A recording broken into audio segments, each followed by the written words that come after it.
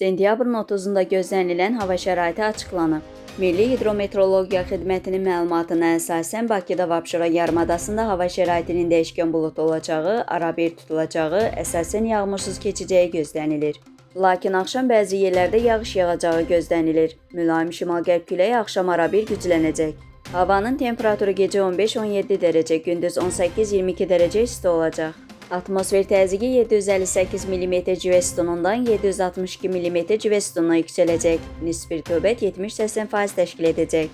Azərbaycanın rayonlarında havanın əsasən yağmursuz keçəcəyi, lakin gündüz bəzi şərq rayonlarında, axşamdan isə əksər rayonlarda arabir yağış yağacağı, şimşək çaxacağı gözlənilir. Ayrı-ayrı yerlərdə yağışın leysan xarakterli intensiv olacağı, dolu düşəcəyi ehtimalı var. Bəzi yerlərdə arabir duman olacaq, mülayim şərq küləyi əsəcək.